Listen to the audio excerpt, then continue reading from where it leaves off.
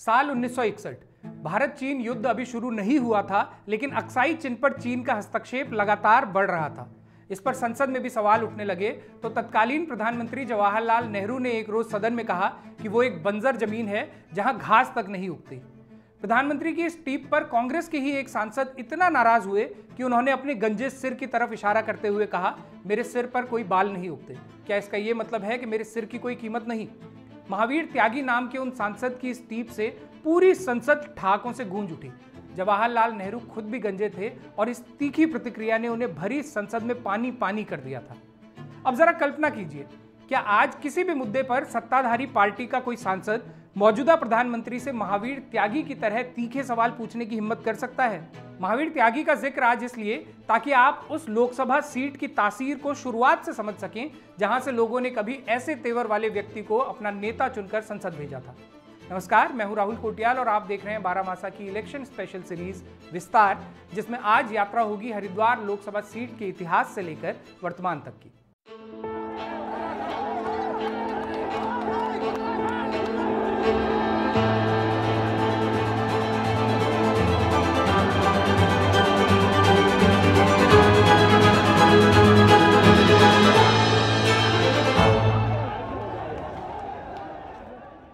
कहानी हरिद्वार की है तो धर्म का उल्लेख हुए बिना बात आगे कैसे बढ़ेगी? यूं भी भारतीय लोकतंत्र की इस गंगा में 2024 आते आते धर्म और राजनीति कुछ ज्यादा ही घुल मिल गए हैं। फिर ये तो कहानी ही धर्म क्षेत्र की है। हरिद्वार एक समय की कपिला नगरी, जहां राजा सगर के 60,000 बिगड़ैल वंशज कपिल मुनि के गुस्से से भस्म हुए थे और उन्हें तारने के लिए भगीरथ अपने तप से गंगा को धरती पर ले आए थे। ब्रह्मा, विष्णु और शिव ने मिलकर इस धर्म क्षेत्र का प्रक्षालन किया। हिमालय में विराजमान हरि यानी विष्णु और हर यानी शिव का यह द्वार है। यहाँ हर की पैड़ी यानी विष्णु के चरणों में आकर गंगा स्नान करने से लोग जन्म जन्म के पाप धो लेते हैं। जाने कितनी पौराणिक कथाएं हरिद्वार से जुड़ती हैं। जन्म से मृत्यु तक के तमाम संस्कारों और मृतकों को मोक्ष दिलाने आए लोगों को बाबा और तीर्थ पुरोहित ये कहानियां सुनाते हैं। हरिद्वार से लेकर ऋषिकेश तक मठ, मंदिर, आश्रम, घाट और अखाड़ों में आत्मा, तन और मन के शोधन के लिए बहुत से ज्ञानी बाबा बैठे हैं। ट्रस्ट वाले कई बड़े बाबा तो धनादि शोधन के मंत्र भी जानते हैं। इनकम टैक्स, ईडी आदि से डरने वाले सामान्य सेठों से लेकर सियासी धन्ना सेठों तक सबके लिए खास तौर से पूज्य ऐसे बाबाओं का नेटवर्क भी राष्ट्रीय और अंतर्राष्ट्रीय होता है। यहाँ अलग अलग दलों के राजगुरु हैं। चुनाव की बेला के कुछ समय पहले प्रधानमंत्री नरेंद्र मोदी ने जूना अखाड़े के महामंडलेश्वर स्वामी अवधेशानंद के नेतृत्व में प्रमुख संतों को बुलाकर जो मंत्रणा की, उसे भी भाजपा की चुनावी तैयारी के रूप में ही देखा गया। पिछले कुंभ में यहाँ के सियासी और धार्मिक लोगों के किस्से आपको याद होंगे।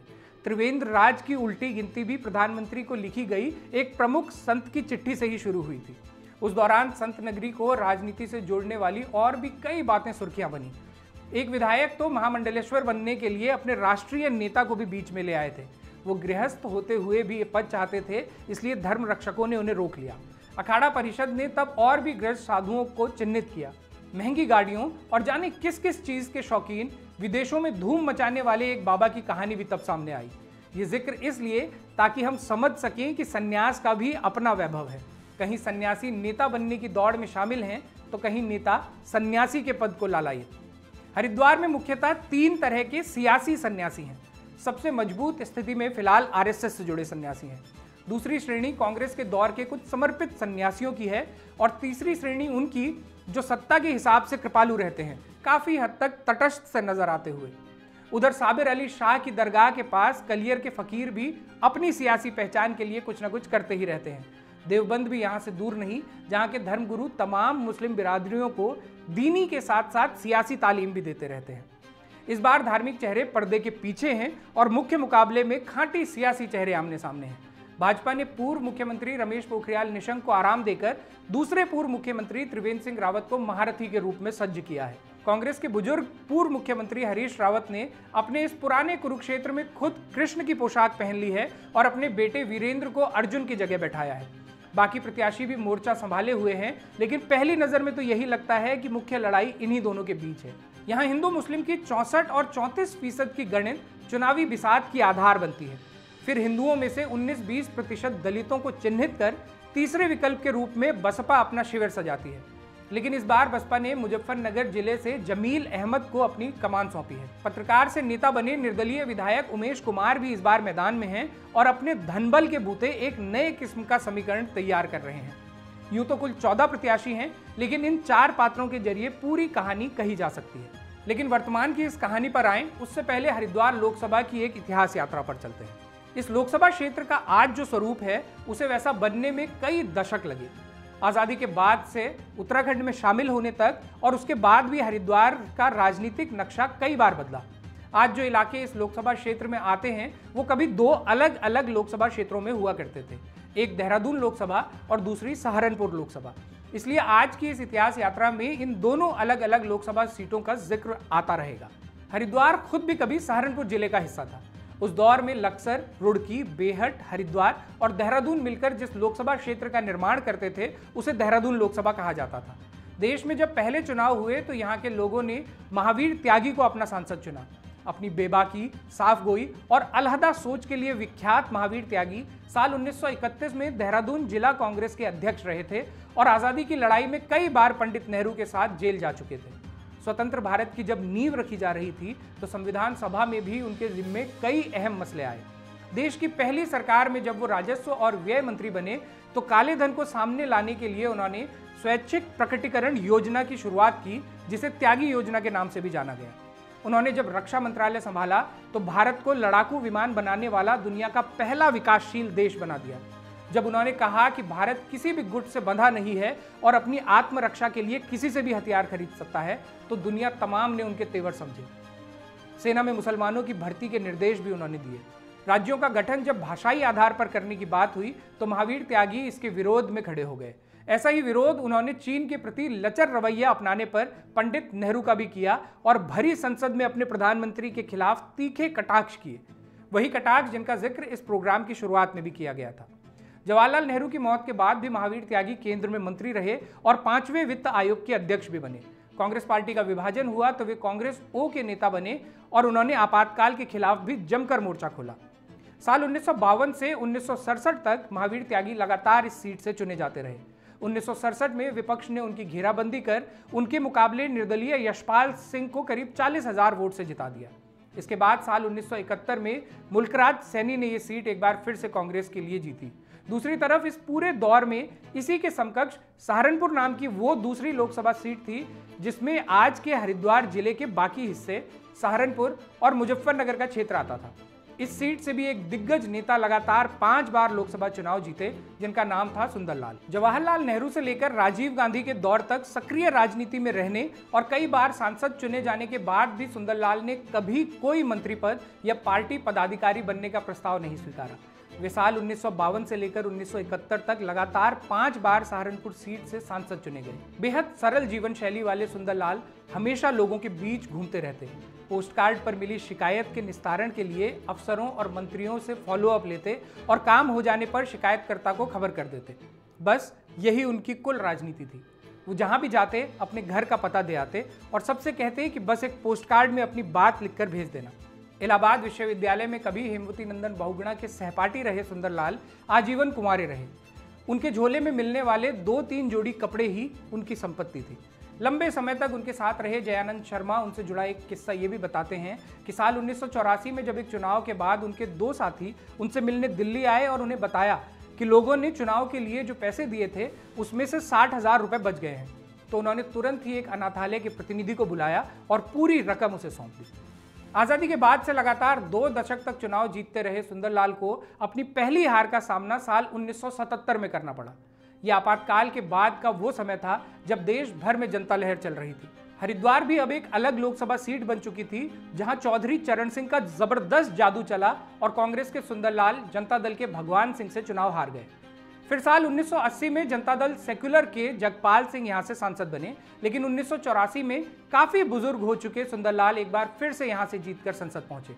उनके निधन के बाद 1987 में राम सिंह और 1989 में जनता दल छोड़कर वापस आए जगपाल सिंह कांग्रेस के लिए इस सीट को जीते। इस बीच 28 दिसंबर 1988 को सहारनपुर मंडल के एक जिले के रूप में हरिद्वार को भी अपनी नई पहचान मिल चुकी थी। सहारनपुर जिले की हरिद्वार और रुड़की तहसील, मुजफ्फरनगर जिले की सदर तहसील के 53 गांव और बिजनौर जिले की नजीमाबाद तहसील के 25 गांवों को मिलाकर यह नया जिला बना था।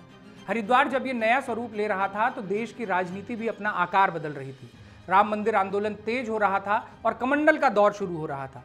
1990 के चुनाव में पहली राम लहर आई तो हरिद्वार से राम सिंह राममय हुए और भाजपा के लिए सीट जीत ले गए। उनके बाद भाजपा के ही हरपाल सिंह साथी यहां से 1996, 98 और 99 में लगातार 3 बार विजयी रहे। 9 नवंबर 2000 को हरिद्वार नवगठित उत्तराखंड राज्य का हिस्सा बन गया। राज्य बनने के बाद 2004 में हुए पहले लोकसभा चुनाव में कांग्रेस और भाजपा दोनों को छोड़ जनता ने समाजवादी पार्टी के राजेंद्र सिंह बाडी को यहां से जिता दिया। फिर आया साल 2009 जब कांग्रेस के वरिष्ठ नेता हरीश रावत पहाड़ से मैदान में उतरे और भाजपा के यतींद्रानंद गिरी को 1.25 लाख से अधिक अंतर से चुनाव हराकर संसद पहुंच गए। 2014 के चुनाव में अमित शाह, नरेंद्र मोदी की भाजपा अलग तेवर में आ चुकी थी। मुख्यमंत्री पद पर एक बार विराज चुके रमेश पोखरियाल निशंक भी पहाड़ से पीछा छुड़ाकर मैदान में जगह बना चुके थे। 2017 तक राज्य में कोई चांस न जानकर दिल्ली जाने के लिए उन्होंने हरिद्वार पर नजरें गड़ा ली थी। हरीश रावत का मुख्यमंत्री बनने का सपना पहले एनडी तिवारी ने तोड़ा था और दूसरी बार विजय बहुगुणा स्काई लैब बनकर उनके ऊपर गिर पड़े थे। लेकिन केदारनाथ आपदा के बाद हुई राजनीतिक उथल पुथल उनके लिए एक अवसर बनकर आई और फरवरी 2014 में आखिरकार उन्हें मुख्यमंत्री की वो कुर्सी हासिल हो गई जिस पर बीते 12 साल से उनकी नजरें थी। इसी साल हुए लोकसभा चुनाव में तब हरीश रावत ने अपनी पत्नी रेणुका रावत को हरिद्वार से उतारा, लेकिन भाजपा के नए नेतृत्व में नए हिंदुत्व राष्ट्रवाद के सहारे रमेश पोखरियाल निशंक हरिद्वार से करीब 1.25 लाख मतों के अंतर से जीतकर संसद पहुंच गए। 2019 तक मोदी लहर कुछ और प्रचंड हो चुकी थी।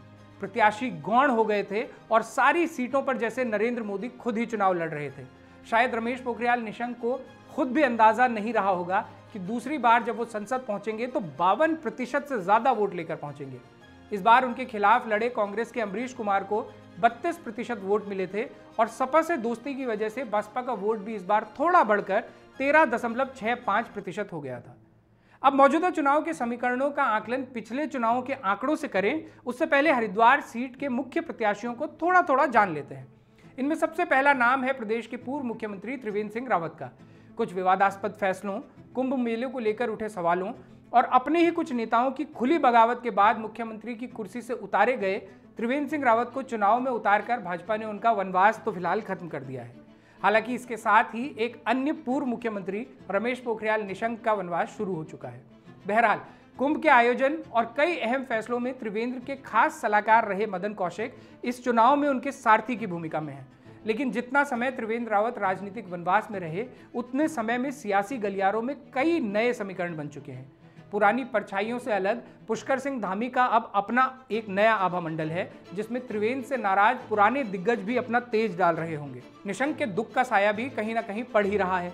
मुख्यमंत्री होने के नाते धामी मोर्चे पर दिख तो रहे हैं, लेकिन अपनी पुरानी कमाई और मोदी का नाम ही इस चुनाव में त्रिवेंद्र की मुख्य ताकत है। वैसे मैदान इतना भी मुश्किल नहीं है। डोईवाला तो शुरू से उनका अपना ही है और मुख्यमंत्री रहते इस लोकसभा सीट पर अपनी पकड़ भी वो बना ही रहे थे। मीडिया प्रबंधन भी वो अच्छे से समझते हैं और इसीलिए दावा कर रहे हैं कि वो 5 लाख के ज्यादा मार्जिन से जीतेंगे।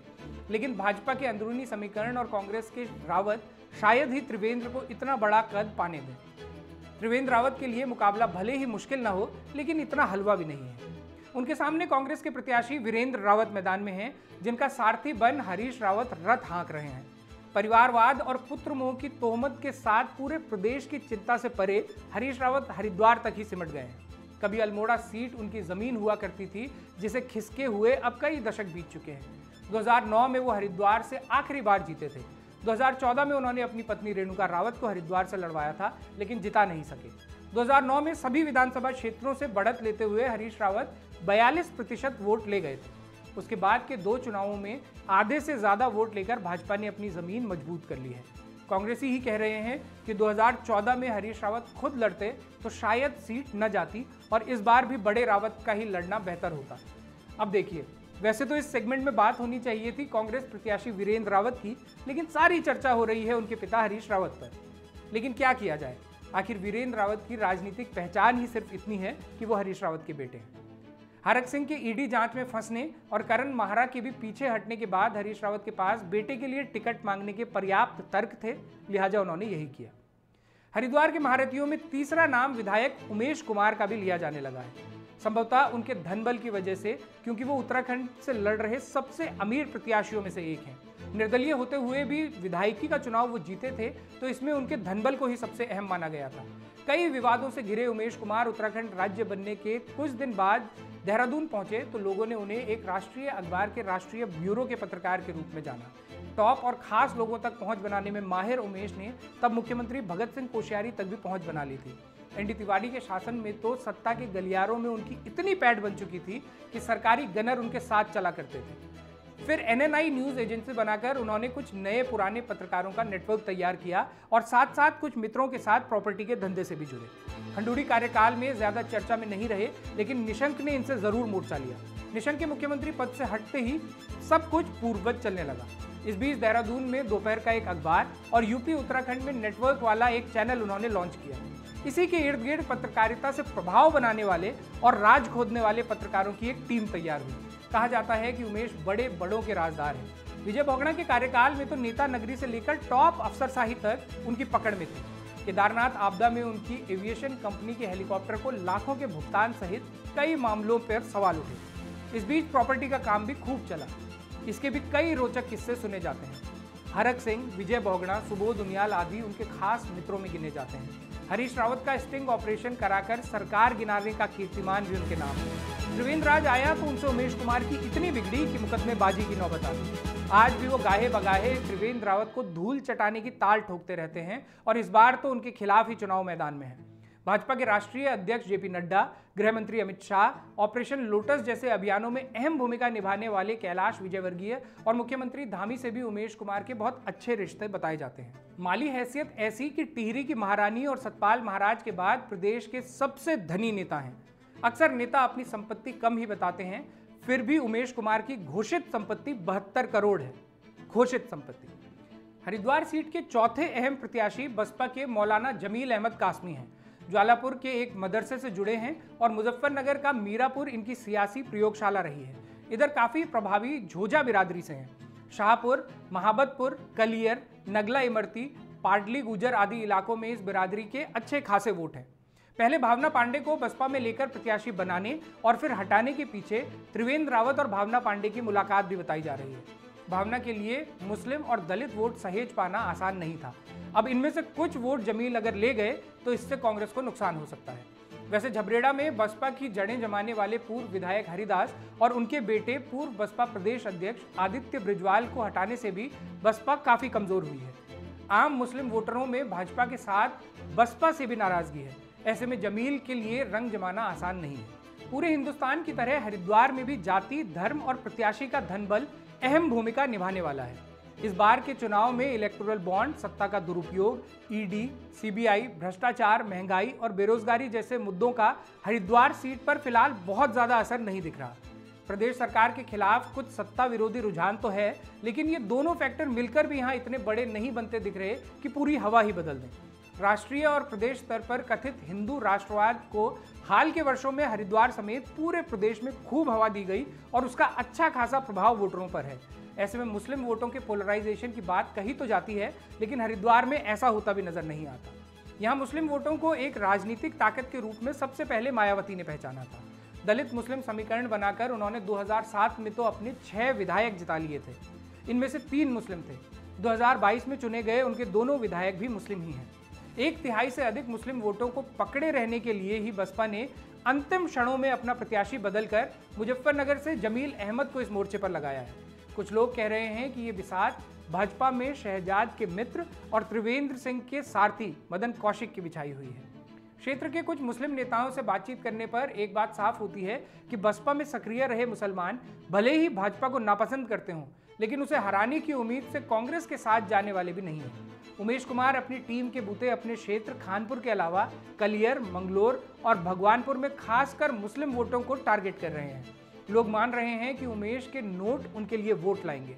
कांग्रेस के मुस्लिम नेता आश्वस्त हैं कि झोजा बिरादरी से उनके विधायक फुरकान मोर्चा संभाल लेंगे और 80% मुस्लिम वोट इस बार हरीश रावत के बेटे को मिलेंगे। पिछले लोकसभा चुनाव के आंकड़ों को देखें तो देहरादून की धर्मपुर, डोईवाला और ऋषिकेश विधानसभा सीटों से 2019 में भाजपा ने 1,51,000 से अधिक की लीड ली थी।